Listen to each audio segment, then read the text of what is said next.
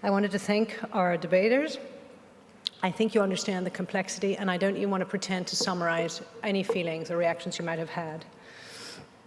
But I did want to look around the room for a second, and I know you all want to go home, so I'm just going to be very quick. We've all walked in different shoes, different streets to get to where we are. We have one thing in common, all of us here, a diverse group, that we worked hard in getting our education. You heard about that. Some of us are the first in our families to go to college. And some of us might have gotten privileged schooling and thought of it as a real true bore. And others, like I get accused of, were nerdy and kind of into it.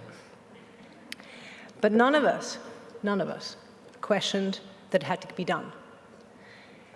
And we went on to make choices about our careers, our friends, and our partners based on the education we got. We're discussing this very topic in the strongest American education brand, a little place called Harvard. But my small and not so small point is that all our choices are guided by the education we get.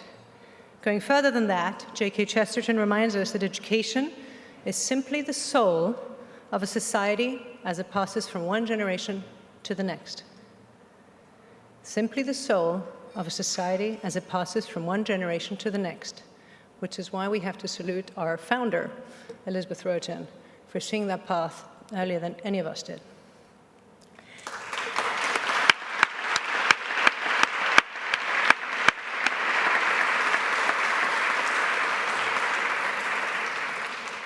But the children we were talking about today are those souls. Many, in fact, way too many, as you've heard, are hindered by the factors that inhibit their learning.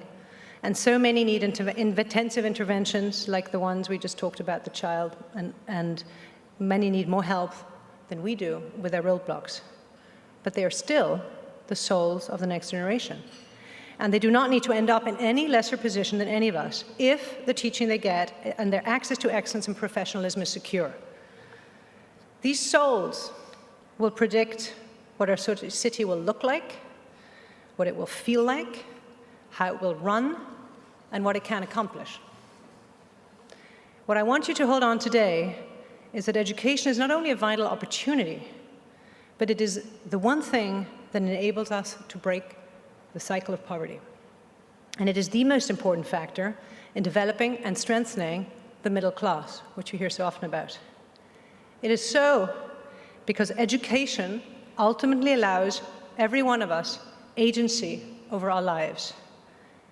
And isn't that the way it should just be? Thank you so much.